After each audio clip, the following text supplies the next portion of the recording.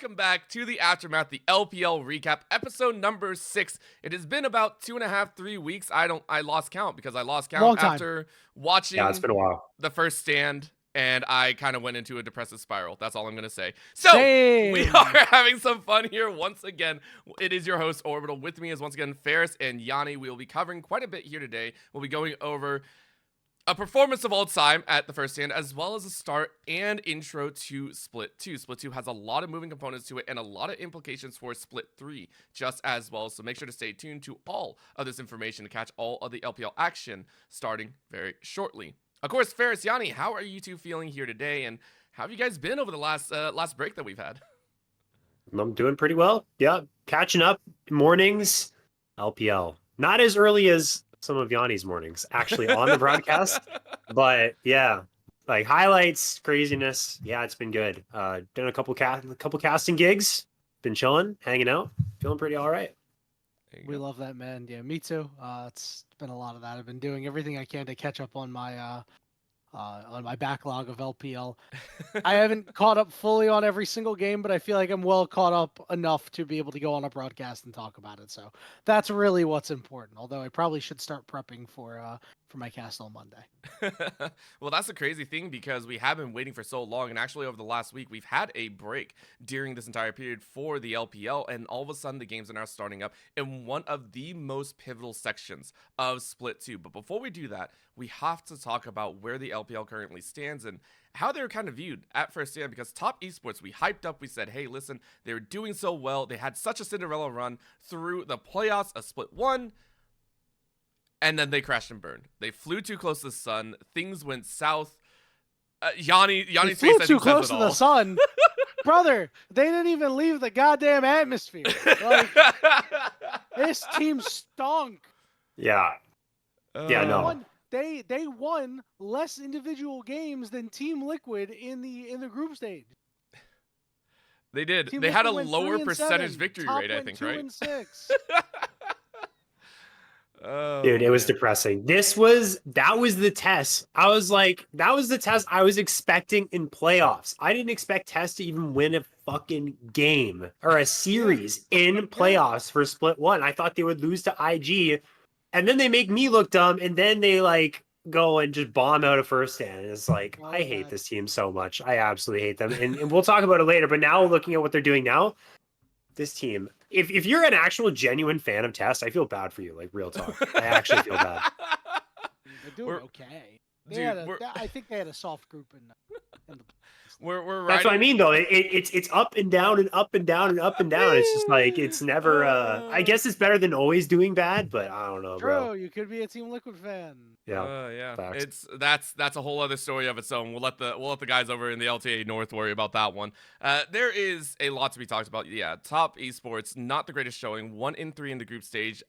Barely made it over due to head-to-heads, and then 0-3 against Hanwha Life. Granted, Hanwha Life went on to win the whole thing, 3-1. Still though, getting beat like that is a rough turn. And then, as Ferris pointed out, comes back into the start of Split number 2 and absolutely shows up in the group stage of all things. And we have to dive into this. Split number 2, vastly different than Split number 1. Yanni, you are very excited about this one.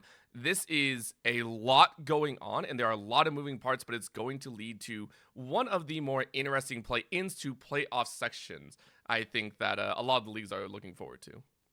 Yeah. Ooh, let me explain this. Let me explain how it works, because I'm well trained on how to explain. Bro's getting giddy right now. Look at him. Well, yeah, because I had to do this on a broadcast a couple of times, right? All right. So for the Split 2 placements, all teams were grouped into 4 individual groups, right, based on their Split 1 performance. The top 2 finishers of each group automatically made it to Group Ascend. Yes, we're bringing back Group Ascend and Group Nirvana from 2024. The bottom 4 teams, so the last team in each group, ended up automatically getting seeded into Group Nirvana. And then the third place teams fought each other. They went and they played a best of 1 into then best of 3s, double elimination, small little bracket tournament, where the top 2 teams of those 4 teams ended up making it to Group Ascend. And then the bottom 2 teams of those made it to Group Nirvana. So a grand total of 10 teams in Group Ascend, 6 teams in Group Nirvana. Now, what hasn't happened yet is Group Ascend and Group Nirvana, right? That's going to happen, what, in a couple of days? Or no, maybe tonight. Yeah, at yeah, the it's time yeah, of it's It this tonight. starts. recording. Yeah. It starts tonight. Whenever Yeah. this goes out. Starts tonight at the time of the recording, right? So Group Ascend, 10 teams. If you finish top 4, congratulations. You make it to the quarterfinals of playoffs. Like Yep. you're already there. Good job.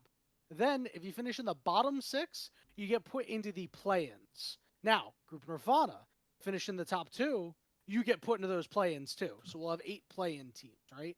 You finish 3rd and 4th in Group Nirvana, you're done until split 3. You finish at the bottom 2 of Group Nirvana, you're done for the year. We will see you in 2026 if you're still an organization at that point, because I have the I don't know, man. I feel like if you finish bottom 2, it's so damaging as a League of Legends organization that already burns a lot of money that you're just not going to see any play whatsoever. That is incredibly worrisome.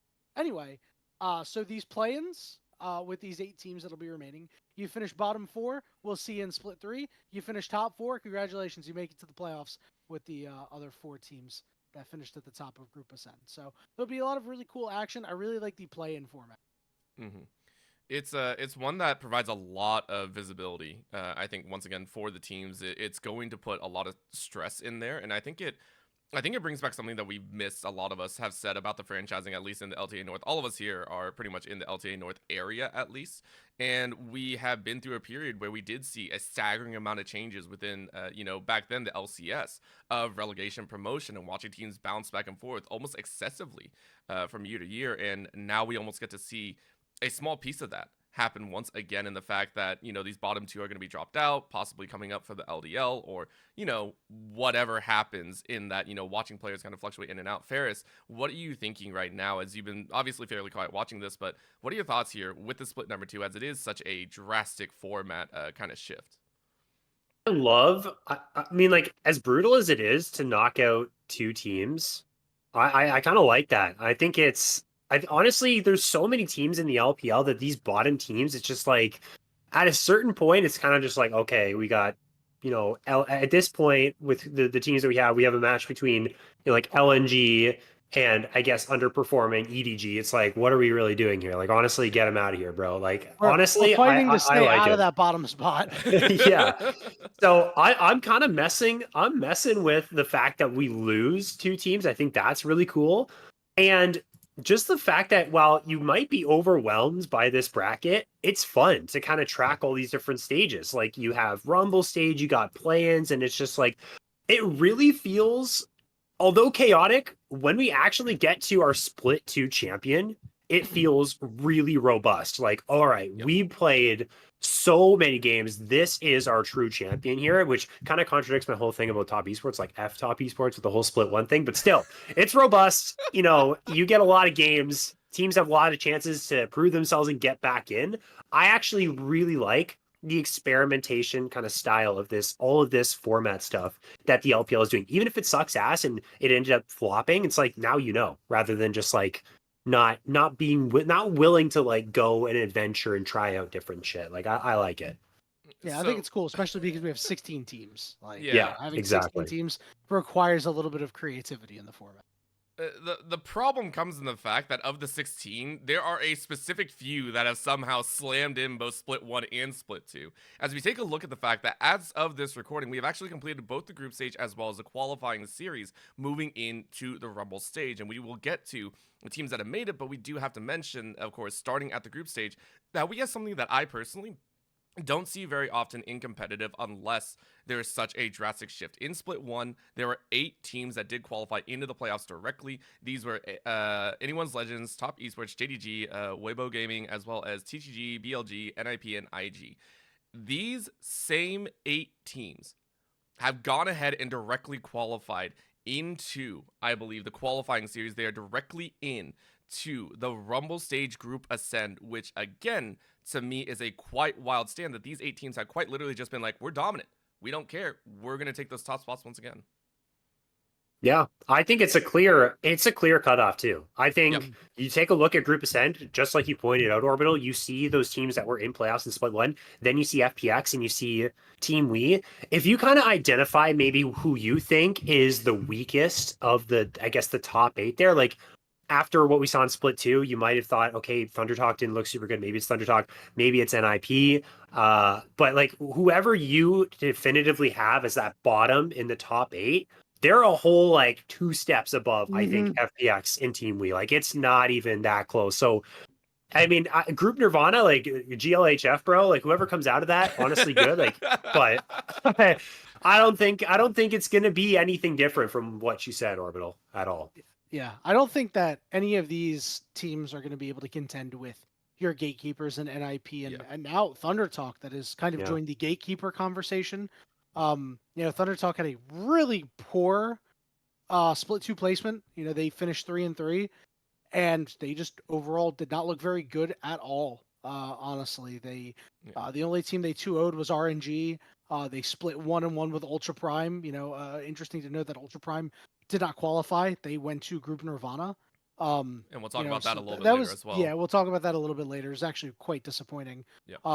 But the meta, the fact that we now have straight up top lane 1v1s instead of the lane swapping really hurt Thunder Talk. I mean, Hoya looks. I mean, I hate to say it, like because I don't really like to talk in like generalizations. Hoya looks unplayable, man. He really does not look good in the straight up 1v1 lanes that we have right now, because his biggest strength was just being able to absorb so much pressure, play champions that were useful later on in the game, and then make big plays off of them. I think of his Poppy the most, right? A champion that you could survive a 2v1 with and then have a large impact in a late game fight by knocking 2 people out of a fight with an ultimate and, getting these heroic charges into walls and stuff like that and preventing engages with a steadfast presence.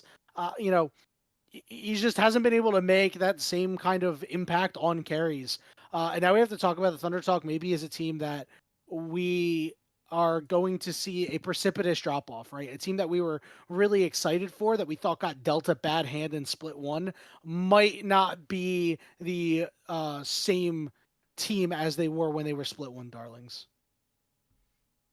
Ferris, anything to say about that? Yep, I absolutely agree. It's kind of it kind of feels like they're slipping. Like they were holding on for a while. I don't know. They got a hot start. Lightning in a bottle is what my favorite thing to say about them. And then it's kind of falling apart for them. I think NIP as well. Like I don't know what the heck happened to them. I think a lot of people after Split 1 actually thought NIP. Like there was a lot of people who actually like thought NIP were going to win the whole split. Which even when I saw those predictions, I was like, that's actually like low key valid. Like they played really well. Like Doonby looks fantastic. I forget what game it was. I'm pretty sure it was NIP that got absolutely blown out by one of FPX or OMG. But it's just like stuff like that. It looks like sometimes they're just for funning, and it's just again kind of like the Tess effect. It's like, are they going to pop off, or are they just going to be the worst team you've ever seen in your life? I don't really know, but it's not a good look if you are thinking about taking down teams that look consistently good, like your ALs, in Split 2, IG, which I guess we haven't talked about either. BLG, who remains up at the top, Weibo. So again, yeah, they don't look good. I agree. It's just like they feel like the bottom two, and they lost a step after Split 1, which I guess happens. And I guess I think it's unrealistic to expect everyone's going to stay at the same level. There's going to be those fluctuations, but it's like it's NIP and it's Thunder Talk that have really been the ones that have kind of stepped down from where they were. Yeah. Talking about NIP a little bit more, I think they suffer from some of the same issues as Thunder Talk. Shanji is, a fine top laner. Doesn't really like move the needle too much for me, right? I think the biggest issue is that like Leave and PP God were really, really good in 2v1s. Were really good at making dives happen. Really good at pushing their advantages. And you kind of lose that when you're forced to 2v2 now all the time. It's not that they're playing worse. It's just that they're now not being like, okay, cool, we got strong off the 2v1, now we can 2v2 effectively. Now it's like, okay, we have to 2v2 from even footing, and it's kind of hard in competitive to kind of get advantages out of that. So they're going in with less advantage into the mid game compared to some of these other bot lanes. And that's what I think is really hurting this team. It's not the straight up lane swap like Thunder Talk, but just a shockwaves from the fact that lane swap meta is now gone. I just don't exactly know where the carry potential from this team is going to come from outside of Doinby, right? And it's if you're relying on Doinby playing some creative champions to get you wins, then we're looking at a team like this as a team that's going to be fun to watch, but a team that realistically is not going to move the needle internationally. I think Leave had a lot of good performances, and like if you want to look at Oh, carries without for a them, doubt. Leave is He's good. actually cracked. I think Yeah. their top side They're is playing well also. this year.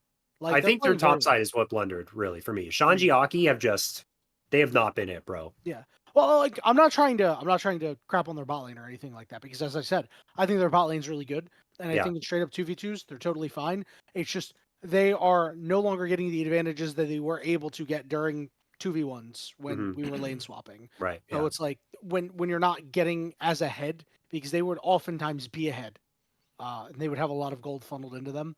When you're not getting that anymore, then it's like they're not leaving as much of their mark on the game, right? Which then allows their top side, as you were saying, to kind of have a more negative impact, I guess the word is, or the phrase would be. But yeah, again, it's similar to Thunder Talk, but not quite the same.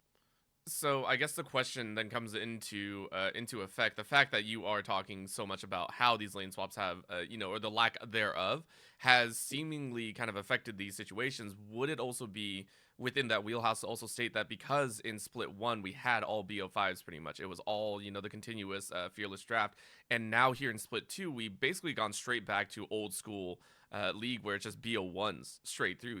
To keep in mind in this early group stage, it was just a massive run of BO1s for everyone across all groups.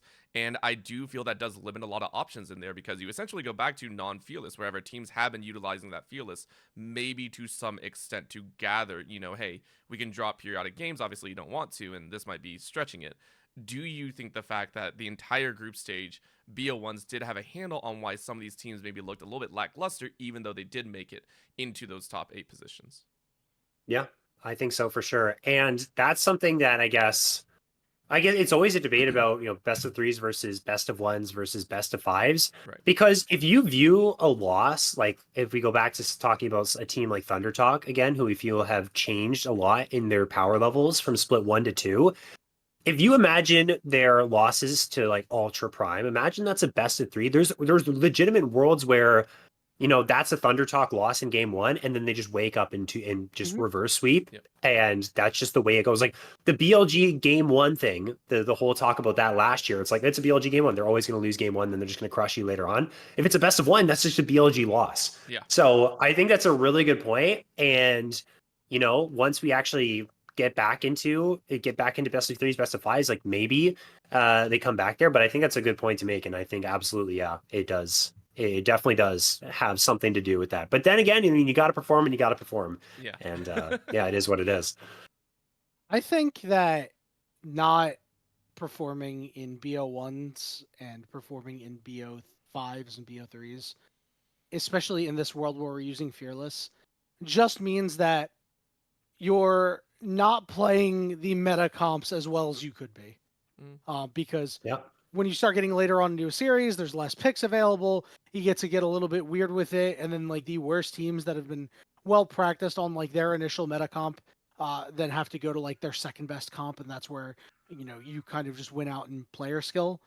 So I don't know. That seems like a red flag to me that these teams are not really performing super well in the best of 1 format. Because I mean, you take a look at every other team, like Thunder Talk, NIP finished 3-3. JDG finished 4-2. Every other team was 5-1 or better. Like True. that is, like now I will say, I do think Group B and Group C were probably some of the more difficult groups. I think that Group A was really soft and very easy for BLG and Weibo. And I think that Group D, LGD was, like a fine team. Like they certainly put up some fights, but LNG was, absolutely, you could just roll over them. And that Ultra Prime, RNG, FPX, and OMG were probably the best out of that bunch that finished in the bottom half. And that, teams like NIP and Thunder Talk were a little bit softer than teams like Weibo and JDG. So like that's certainly a concession to be had. But when you want to be in the conversation of these top teams that we just mentioned, you cannot be going 3-3 in these groups, right? Like True.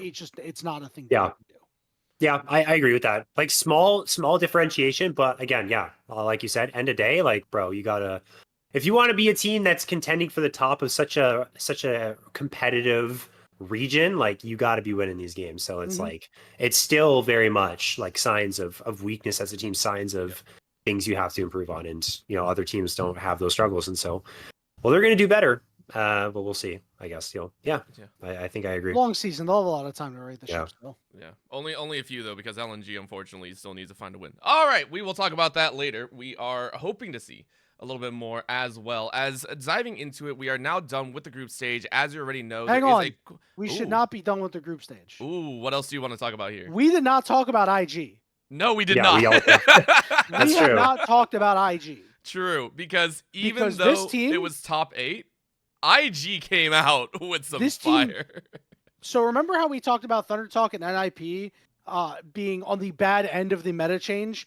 Yeah, IG the is on opposite. the positive end on the Yes. meta change because the Shy is starting to show up, right? Mhm. Both of their solo laners are now hitting their stride at the proper times. They're not being dumb in side lanes anymore. Agal and Mako are finally getting more 2v2 time. I think that a big issue with them earlier was that, while they were actually playing pretty well, they kind of looked a little out of sorts at times. They would lose 2v2s at times. Well, now you're getting proper 2v2 practice all the time, and they look much better than they did. And Jeje has been the probably one of the most consistent players in the LPL to start the year so far. So now this team is like starting to hit their stride, and you can really, really see it. I mean, JDG is a team that went really deep in the first split, right? A team that is still trying to find themselves a little bit, but still has some really good players. And IG beat them pretty soundly both games. Like I said this on a broadcast, and I was called delusional in the chat, but I'm willing to stand by it. I said if IG continue to play the way they are, this is a team that we are talking about as the LPL representative at MSI, and I stand by that. Yep. I wholeheartedly agree. Hold on. Representative like top was, or representative in their own category? Because those are two separate representatives. No, like a team that's like, oh, like we don't have any questions about them. Like, all right. Coming Just into wanted it, top esports, people had questions about them. They were Yeah, like, true. it looked like HLE looked better, right? It looked like, LCK looked better than LPL. I think IG is a team that they're going to be like, okay, yeah, LPL's back. Mhm. If they play that same way, I think they just as a team, you kind of mentioned it with like side laning and stuff. They as a team looked better. There was so many times in split 1 where you can't deny the talent on this roster, but it looks like 5 individuals playing League, getting Yes. caught out, Oh. and I don't know what the hell they're doing. It's like, why are we doing this? They Why are don't we even doing know what the that? hell they're doing. And this split though looked fantastic. JJ, you could argue JJ right now is like best jungle LPL. Like this guy is insane. He's performing super well. And if it keeps up, yeah, 100%, 100% IG can contend with teams like BLG, who I think has still not gotten to their 2024 form. Oh, they will though, because Bin is back. Just remember, other teams are benefiting from this. Yes. You see Breathe pop off in Group A too. Like, yeah, we're talking about these teams with some really good top laners are looking really good, right? Like top esports, 369 is now going to get the opportunity to play the game a little bit more, right? Obviously they didn't look so good at first stand, but I'm willing to give them a mulligan on like, hey, there's a large meta swap. Sometimes you're able to adjust, sometimes you're not able to, right? And like it doesn't make you any less of a team. So they get a mulligan for me for now. But like all of a sudden, all these teams with like really good top laners, you're like, whoa, wait a minute. This is a team that can do some damage. Yeah. Even anyone's legend too, who by the way looked phenomenal. They dropped a game, and it wasn't to Thunder Talk. It was to either Ultra Prime or RNG. I can't. It was quite RNG. remember which one. RNG staked at them at the end of day one. Day one looked so interesting. After that happened. Yeah. Because we were like, whoa, like we don't know who's gonna come out of this group anymore. And then of course, the two expected teams came out of the group. Yeah. And if we talk about Test too, as the only other team to go 6-0, again, I hate top esports for this. Like, why are we playing like the worst team in the world and then playing like the best team in the world? But again, if they maintain what they showed in group stage, maybe you can argue that their group wasn't necessarily the hardest, especially with how poorly NIP I think their was group playing. was the second hardest. Yeah, like, I mean, their group was technically the second hardest, I think. They played out of their mind though, and they had the worst second place team, I'd say. they're tied with AL for having the worst second place. Yeah, team, that's what I whereas, like, meant. Yeah. yeah, whereas like BLG and Weibo, like iron sharpens iron over there. IG and JDG, same thing, but their bottom teams were not as good. You know. Yeah.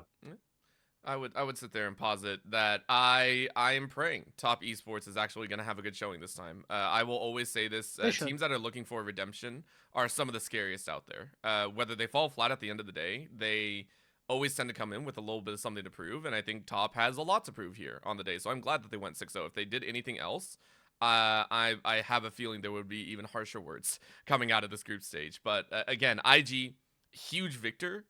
Coming into this kind of meta change style where we are seeing, as you said, the single lane aspect come out for that top lane. And I'm curious if that's going to continue into the BO3s that we may or may not see coming into the next couple of days. I mean, we're going to have, what was it, a slew of 7 days worth of BO3s be played out across the entirety of the Rumble stage. Of course, you'll be seeing Yanni on it. There's 3 BO3s tonight, by the way. Oh yeah. No, Yeah. there are a massive amount of games, and it's going to be amazing to watch.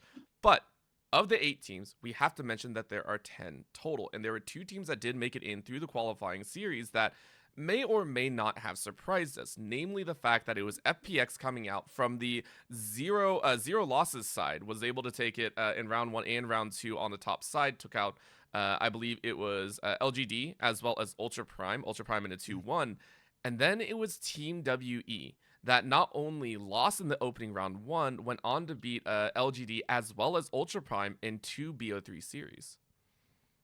Yeah, this was like really disappointing. This is like complete opposite of what everybody thought was gonna happen, and people are like upset by it. Like, I want to give FPX and WE their flowers, right? Like, they played well enough to get into Group Ascend. But realistically speaking, when you take a look at these teams displayed themselves to be the weakest out of these 4, without a doubt. And unfortunately, now we have to just take a look at LGD and Ultra Prime as Giant Slayers, right? Like, these teams played incredibly hard versus the top teams in their group, right? Ultra Prime split with Thunder Talk 1-1. Obviously, they ended up splitting with RNG, which was a really big reason why they finished in 3rd. They could not take care of business against a team that was, considered to be below them, right? Team WE and EDG for that matter in Group A, they did each have a competitive game against BLG and Weibo, but nothing to what we saw out of Ultra Prime and LGD, right? Where these teams like looked like they could absolutely win the game. They're like, oh, these are in positive positions to make things happen, right? Overall, like we are in the worst timeline, I think. I really hate to say it, but like, Yeah. when I take a look at these rosters, like, nothing about Team WE excites me outside of Monkey, right? I mean, like, I think Taeyun is actually playing pretty well. Kind of held back by Vampire. Vampire has not been good. Vampire. Oh my god. He has not been good. Unfortunately, it's hard to play at this level with all of these great supports and great players. It's been tough. But Monkey and Taeyun are the most exciting parts of this roster, and I think Monkey is a little bit more exciting. But even then, he hasn't looked the greatest. He did give WE a new look over Tianjin, but it hasn't really been great. And FPX, I mean, like, they have, I don't know, man. Like, this is a team that just does not excite me in the slightest. I think Sheer is like pretty cool. Assume it was like an okay pickup. I didn't think AD carry was the problem, but like Care, Shadow, even Zhui, like Zhui had a couple really good games early on in Split 1. And even then, he's not that exciting to me anymore right now. So I don't know. It's tough. I would have much rather watched Ultra Prime and LGD play just because they have more exciting players that are actually making things happen too. Like Junhao, like was second in rookie of the split voting. Jiang up top has been really good, and Saber's been picking it up. And over on LGD, I mean, like XQW, YCX have been like some of the better players in the league individually, and have just had a couple of flubs that have sunk them. And unfortunately, we're expecting them to at least be the top teams out of Group Nirvana, but I wanted to see them punch against these teams in Group Ascend really badly. Instead, we're going to get FPX and Team WE, who are probably only going to win games against themselves. Maybe FPX will take a game off NIP or Thunder Talk. I don't expect Team WE to actually take a game off anybody. If you had have asked me who was coming out of the going to Group Ascend of these 4 teams, I think the only team I would say before these games were played for certain isn't going to Group Ascend would be Team We, and they ended up going through. Yeah. I thought Ultra Prime looks, again, for expectations, Ultra Prime looks solid. I think Junhao is playing really well. And like you said, more exciting players in LGD. Xiaoya, Sasa, Climber, love these guys. I think they are going Yes. to actually They're going to be become good. They're going to be big good. stars. Yeah, later on in their careers. So I'm like, let's go. Like, let's see LGD make it happen. Let's see Ultra Prime make it happen. FPX, I think, is solid as well. I've been impressed with Shadow. I think Sheer is also still pretty good. He had those reps on JDG with some really insane players last year. So I think he's pretty good, solid. He's not anything like crazy. But I think FPX is a team I would have been like, okay, yeah, they make it out. But Team We, absolutely not. I think Monkey had a good start, but there's a whole bunch of times where Monkey is quite literally just he's going in with nobody around him. There's so Yeah. many times where he's diving into fights and it's like, bro, there is no one here. There was one sequence just to kind of like encapsulate what happens all the time with Team We. I forget who they were playing against, but it was Vampire on Rel who just like walked in, ran it down and died, or just got caught in a bush trap. And then Monkey jumps in 4 versus 5. Everyone else on the team is like, what? Why are we forcing 4v5? He's just by himself on Wukong. He just dies. It's like, this just doesn't feel right. This team WE team does not feel good.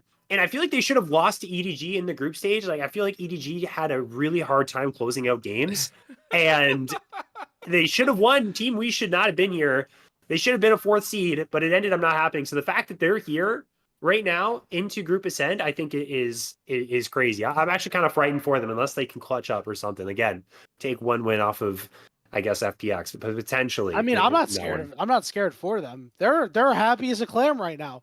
They're going to be back for Split 3. Like, they are. I guess that's the silver lining. It is crazy because going into it, I think going into it, the consensus that was had, and at least my individual thoughts, but when I was gauging the temperature of others, we really thought that it was going to be Team WE, LNG, EDG fighting for those bottom 2 spots, right? And it was probably going to be LNG, EDG, WE would have been a toss-up, right? And then we're like looking at, okay, OMG, RNG, FPX, Ultra Prime, LGD, one of the, 2 of these teams are going to get these top spots. And, that it was probably not going to be FPX, but that they could have. And it just ended up being the world that we live in, right? So FPX probably was going to finish bottom 2, but Team WE, my God, they are throwing parties right now where they're at, I'm sure. Like, they are having a great time. Like, oh my goodness, we don't get to besmirch our good name. This team obviously being around since like 2011. So they get to continue 14 years of being a relevant League of Legends team. Congratulations. Relevant in the kindest way relevant. Recently. Yeah. Where all of us went, relevant as in kind of like still breathing. Yeah. It's, okay, better term would relevant be as in still you alive. are currently in the league. Yeah, exactly. There you go. I mean, so many eyes currently now on Group Ascend, considering there have been so many ups and downs for some of these teams. Some of them, as you said, partying. Some of them maybe not so excited. Group Nirvana, obviously, a little bit of a difficult one to mention because, as we said before, top 2 from Group Nirvana go ahead and make their way in to that nights in play-ins for the playoffs themselves. And bottom of Group Ascend are going to have to do it as well. So as we take a look, this is what your Group Ascend will look like. It will be Thundertalk Gaming, Ninjas in Pajamas, Team WE, IG, JDG, Weibo Gaming, as well as Billy, Top Esports, Fun Plus Phoenix, and Anyone's Legends. Not specifically in that order, that is just the way that I'm reading them. Group Nirvana on the same side is also looking at Ultra Prime, EDG, as well as RNG, OMG, LGD, and LNG. All these teams will be stacking up in their own right. There's a lot to be thought here, and obviously Ferris and Yanni have given a lot of thought to how this is going to look, whether in the top positions or in the lower positions. So let's get final thoughts here. Because Group Ascend, obviously there's a lot of powerhouses up at the top, and we are under the assumption that there are 2 obvious that are going to be sitting at 9th and 10th, pretty much down there. My question to you then will be, Ferris and Yanni, who is going to join FPX and Team WE in your predictions for who will be facing off in the lower side, or I guess bottom 4 that'll be joining in, as I believe it was top 4 only get immediate seeding into playoffs. I think top 4. We'll get that. I think it's Yep. pretty easy. I think it's pretty easy to just say, based on what we talked about earlier, okay, Thunder Talk, NIP right now, they look like the teams that would be in that bottom 4. But if we want to chuck out wild cards, again, don't trust Top Esports. No one at home trusts Top Esports. Fuck Top Esports. They could legitimately fall out. I don't care if they're 6-0. Top Esports could be there. I don't think so, No. but they bottom could. 6, by the way. The bottom 6 Yes, out of bottom Group 6. Ascent have to fight The assumption have to here. fight in the Yeah. whatchamacallit, Assumption the here is Oh, right. FPX Okay, and not Team even WE bottom 4. Yeah. are already Yeah, kind of bottom locked in. 6. I mean, Yanni, Ferris, you both have made it very, very clear that Team WE and FPX got here on almost technicality-wise. they're partying in their back pocket. I'm Team WE and FPX, welcome to the play-in stage, and whoever draws them, welcome to the top 8. Oh my God. Realistically, that's how it's gonna go. No, that's literally how it Yeah, is. All right, that's how it's so gonna go. the 4 that will be joining, in our predictions, FPX and Team WE, who do you assume they will be in Group Ascend? Thunder so Talk? who's going to the play-ins? Yeah, I think Thunder Talk and IP are also going to join them. I think that's pretty expected. Mhm. I think JDG too, bro. Low key, I think JDG is gonna go there. I was thinking JDG maybe. I think Weibo's going to be there. Weibo has some consistency Really? issues. They've had consistency issues for a long time. They're known as being consistently inconsistent. But that team could catch fire and finish top 4. I'm just going off of base of past Weibo that I could see them there. But the cool thing about a team like Weibo is that they could just win it all. This is a team that could reasonably, when you take a look at this roster from top to bottom of Breathe, Tian, Xiaohu, Late, and Hong, this is a team that you could send MSI and be happy about and be like, yeah, these guys are real good. So it's I think the LPL runs pretty deep in that sense. So if I'm putting them in that bottom 6 to go play in the play-in, it's not because I think they're bad. It's just because I think that we're really deep. I think the better question is who's going to finish the top 4. I think it's a better way of going about it. I certainly think it's going to be I thought I was gonna have fun BLG, with it other IG, way. Top Did not work. Esports. I think Top Esports is getting to that top 4. I don't know who's getting that 4th spot. I want to say JDG will get that 4th spot, but I think if anybody's going to get the 4th spot, I think that if I were to answer this question right now, right this second, I'm going to go with Anyone's Legend because I think they're the more consistent out of AL, JDG, and Weibo. So that's going to be my 4. It's going to be in no particular order: BLG, IG, Top Esports, and then Anyone's Legend, and then probably Weibo and JDG in the 5 and 6 spot. Yeah. But they're going to be within games of each other, individual games. We're talking series score is going to be the same. Individual games is going to be I can't remember how many games off the top of the head they're actually playing. It's single round robin, so 9, 3, 27 max. I thought 27 max. Group Ascend was double. Is that correct? Was it double? It is double. You're right. It is double round robin. I apologize. It's Nirvana that's single. My God.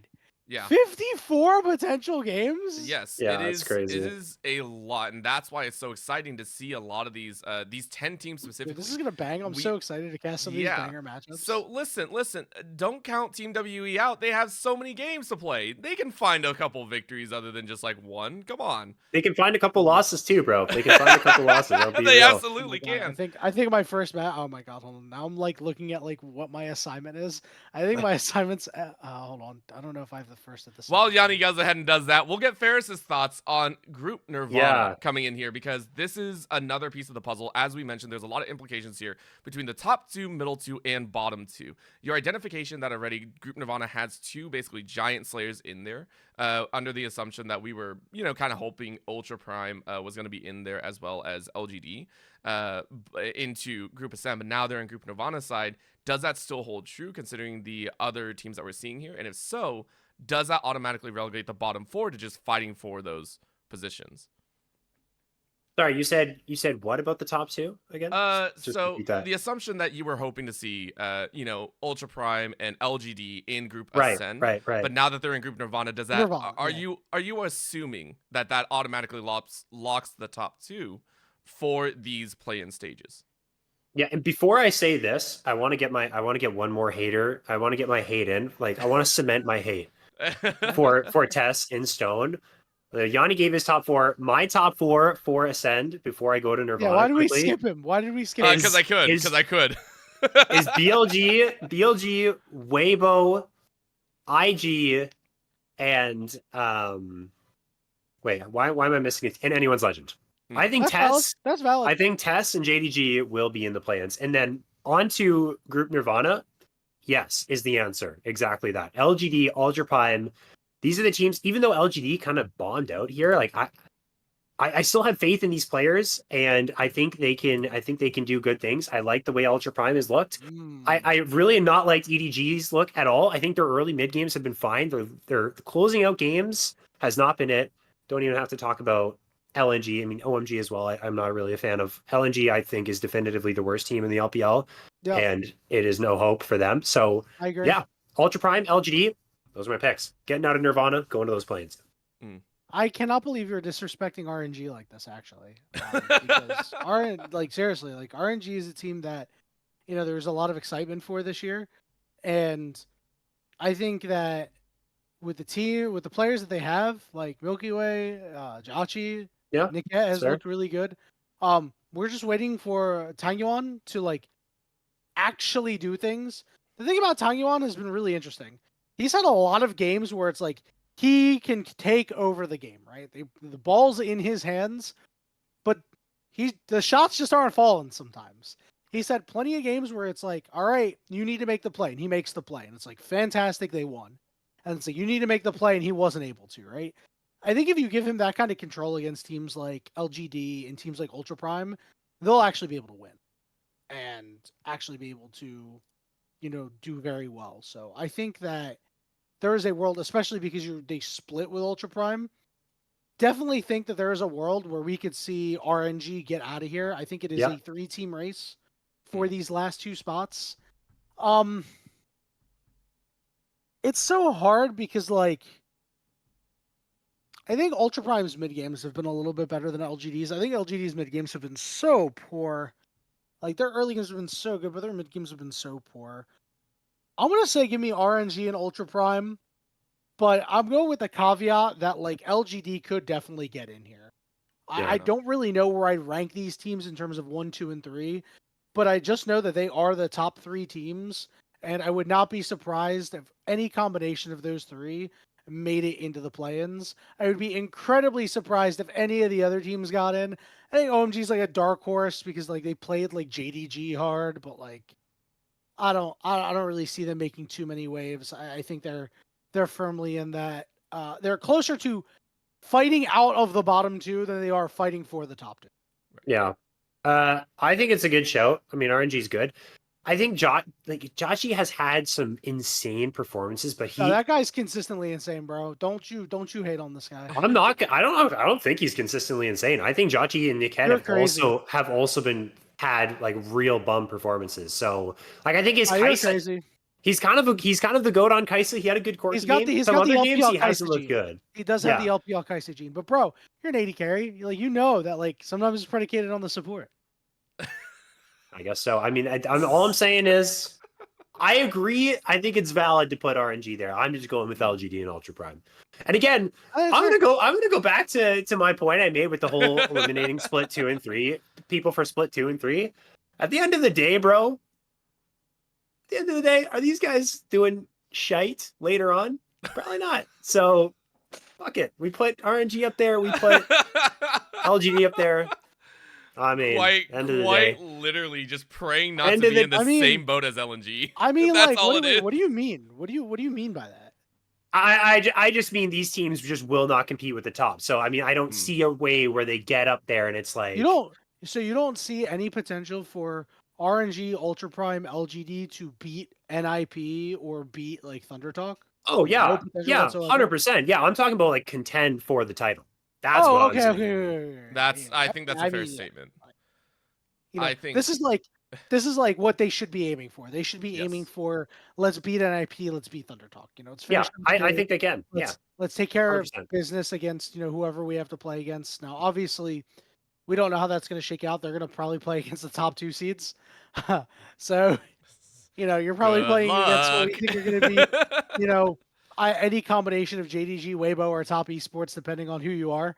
I mean, for as much of a top esports hater that you've been, you really think that, any combination of LGD, RNG, or Ultra Prime are going to beat them? Probably not. No. Like, there's probably no way. No, probably not.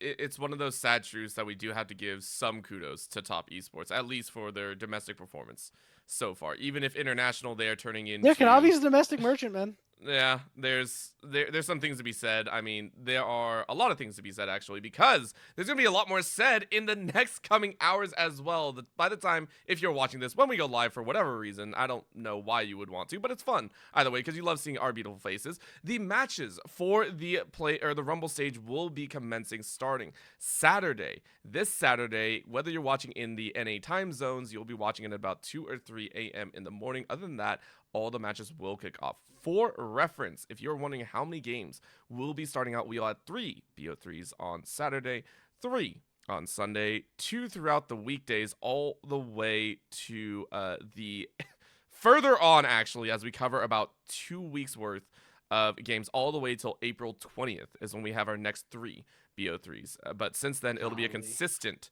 2 BO3s throughout almost every single day. So a lot of LPL action for the group stage. This Rumble stage is going to be wild, you guys. I am wholly excited. Yanni, Ferris, any final words that you'd like to give? Any final thoughts? And Ferris, any final top esports hate that you'd like to throw into the audience's way?